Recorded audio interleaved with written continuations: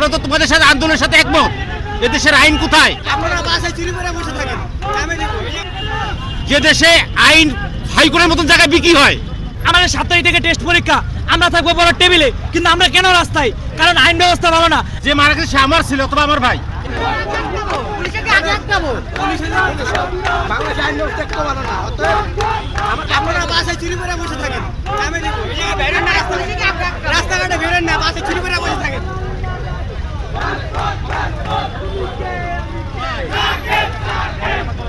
যখন এখানে বন্ধ করা হয়েছে আমাদেরকে জানানো হয়নি।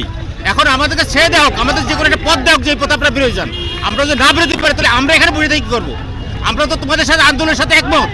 এদেশের আইন কোথায়? যে দেশে আইন হাইকোর্টের মতন জায়গায় বিক্রি হয়, সত্য মিথ্যা হয়ে যায়, মিথ্যা সত্য হয়ে যায়, সেখানে আমাদের কি করা আছে? এদেশের আইন ব্যবস্থাই তো ভালো না। এদেশের মিথ্যা সত্য হয়ে যায়। আমার আইন ব্যবস্থা ভালো না। আমরা আসলে স্টুডেন্ট, আমাদের 7 তারিখ থেকে টেস্ট পরীক্ষা, আমরা থাকবো বড় টেবিলে, কিন্তু আমরা কেন রাস্তায়? কারণ আইন ব্যবস্থা ভালো না। আইন ব্যবস্থা আমাদের বিচার দিতে পারতেছে না। আমরা বিচারের জন্য আসছি। আর যদি আমার ভাই সাকিব যদি আজকে আপনাদের সংসদে, আমরা আগেও আন্দোলন করেছি, আমাদের প্রশাসনে আমাদের পুরো ঘটনা দামা চাপা দেওয়ার চেষ্টা করছে, কোনো পদক্ষেপ নেয় না। আমরা 24 দিন পরে আমরা আবার আন্দোলনে নেমেছি, কোনো পদক্ষেপ নেওয়া হয় না। আমরা আন্দোলন চালিয়ে যাব। আমাদেরকে যাওয়ার ব্যবস্থা করে দেওয়া হোক, আমরা চলে যাই, আপনারা আন্দোলন করেন, আমরা আপনাদের সাথে একমত। আপনারা আমাদের সাথে আন্দোলন করেন। আপনাদের সাথে একমত।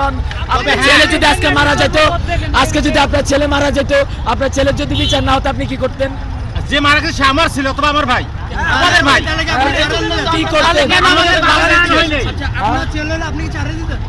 আপনি যখন দেখতেছেন যে খুনিরা দলীয় কার্যক্রম করছে, প্রশাসন তাদেরকে আটক করছে, কাম করেন। আপনাদের এখন নৈতিক দায়িত্ব হবে যে আমাদেরকে যে কোনো একটা রাস্তাতে, যে রাস্তাতে আর বেরিয়ে যান, এই রাস্তা বন্ধ না। আর যে রাস্তাতে মানুষ উঠতেছে ওই রাস্তা একেবারে বন্ধ করে দেন, যে না এদিকে যাওয়া যাবে না। বলে এইটা যদি না বলেন তো আমাদের সমস্যা হচ্ছে। আন্দোলনটা অংশগ্রহণ